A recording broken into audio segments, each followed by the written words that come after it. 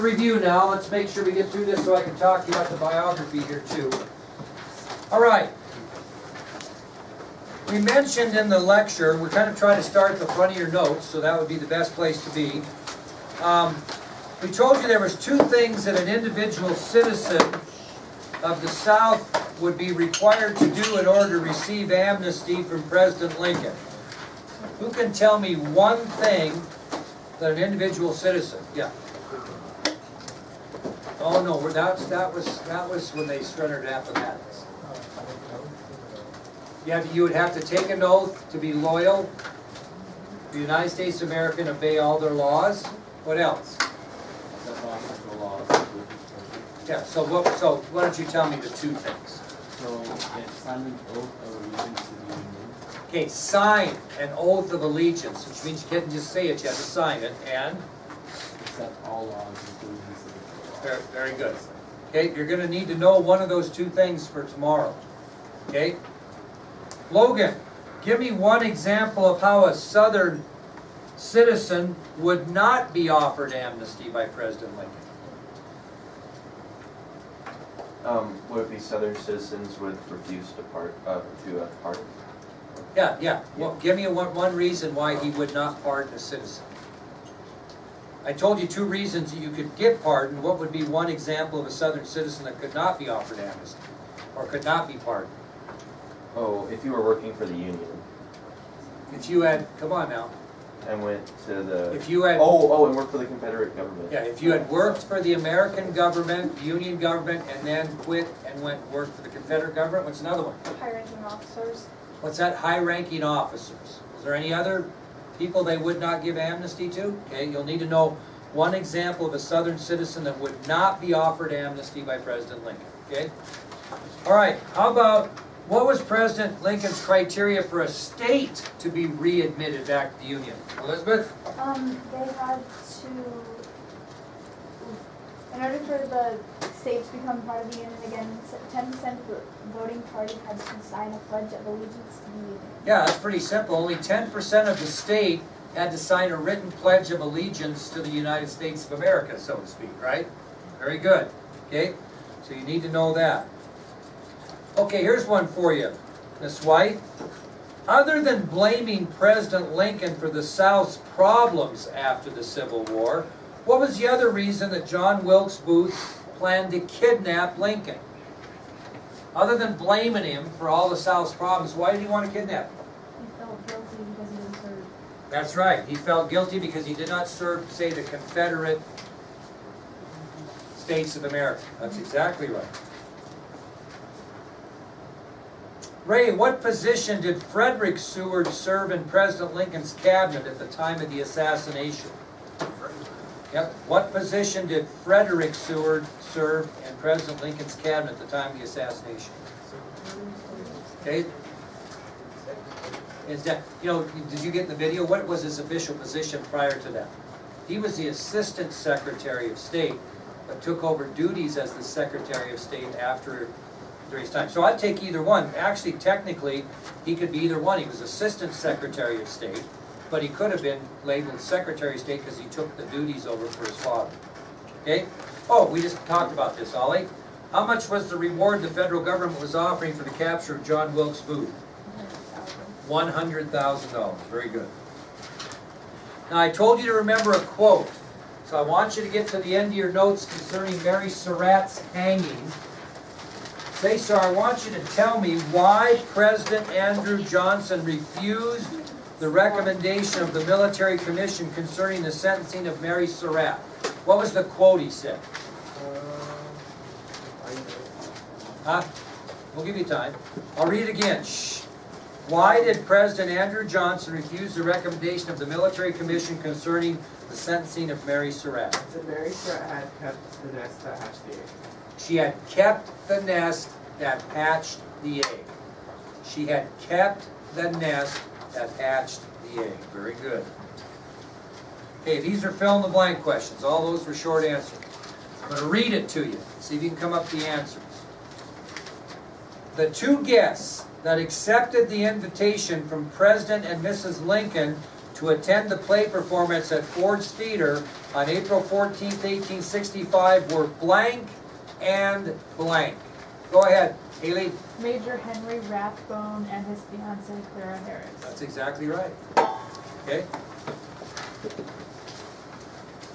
Okay, here's the next one. The man who was charged with guarding President Lincoln's box the night of the assassination was Washington, D.C. police officer blank. Andrew? John Parker. John Parker. That's right. If you want to check off these names or however you figure this out. Okay, here's the next one. The young peanut vendor that held John Wilkes Booth's horse in the alley behind Ford's Theater the night of the assassination was blank. Go ahead. No, peanut. He was peanut vendor. Go ahead, Dylan. Joseph Burroughs. Joseph Burroughs is exactly right.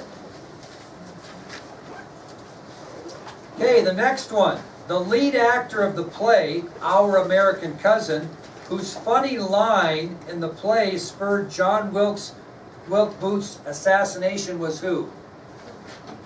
Go ahead, Cassie. Harry Hawk. Very good, yep. I'll read that again.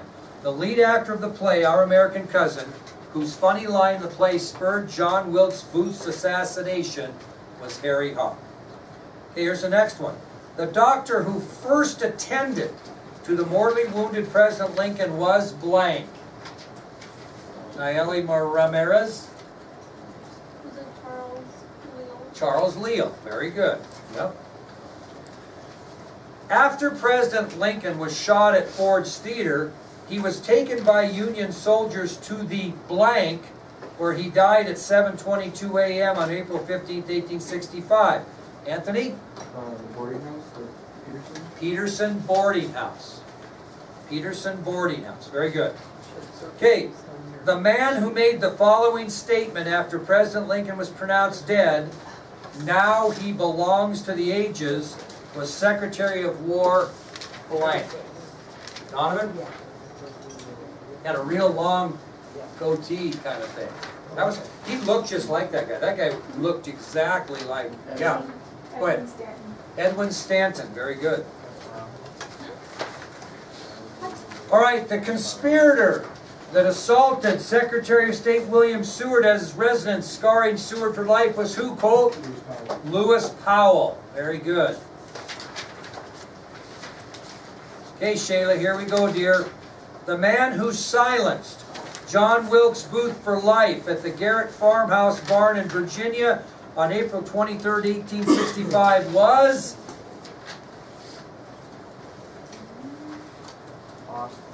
You're going to change your first name to Worland because that's where you were spurred on to learn American history.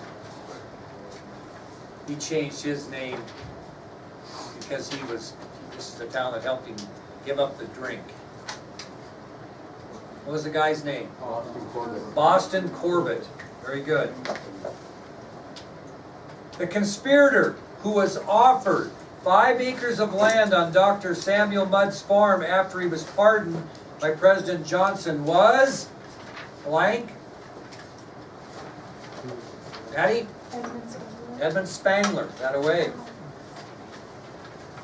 The conspirator that was pardoned by President Andrew Johnson's unsigned letter that his wife returned to the White House was, Colt? Samuel Mudd. Yep. And who was the conspirator that later became a teacher? Go ahead, Cassie. Samuel Arnold? Nope. John Surratt? John Surratt Jr. All right, there you go.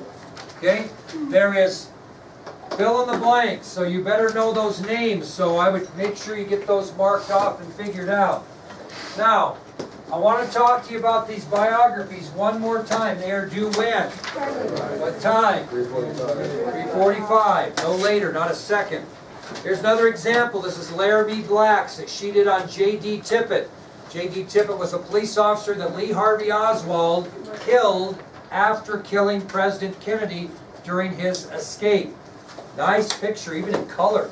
doesn't have to be, but nice picture, name of your subject, picture, your name. Okay? Early life childhood. 2-inch margins, looks good, tells about his early life and childhood. Education, family life, real nice paragraph form, double spaced, not single spaced, looks very nice. Career accomplishments, since he was killed early in his career, doesn't quite have as many career accomplishments as he might if he'd have lived and retired from the Dallas Police Department. But there are the career accomplishments. His later life and or death, she had quite a bit on because she told about the fact that he ran into Lee Harvey Oswald, beckoned him to the car. Oswald came around and shot him 4 times. 3 times in the torso and once in the head. And then escaped in front of many witnesses who watched him do it and how he was taken and buried, etc. Good story on, sad, but good story on J.D. Tippit. She had actually, and I want to show you this, more than one page, and so she went to another page, which is okay. Then she's got personal narrative. This is the most important part of the thing, is your version and what you learned, what took you by surprise or what influenced you about the person you wrote against. I'd like to see a lot of I's in there, and I think, and whatever. And then don't forget your bibliography. She's got 3 sources here. She's got the word count for her paper, which had to be 700 words. This one's 1,276. And then her personal narrative has to be 100. Hers was 271. Don't make me count. Okay? This is a paper that got 100 out of 100. I probably wouldn't even have had to read the thing because it was done so well. I'm looking for this. These are given to you so you learn something. Although every once in a while when I read one of these, I go, "Gee, I didn't know that." Okay, so make sure we do that. Can you use my notes as a source? Absolutely. Just put Durr's notes, the Lincoln assassination, or whatever you have. Okay, so these are due. Get them in. If you feel like you've got it in, and you got her down, and you're ready to go, the far right basket will do it for you. Far right basket. Okay, now listen.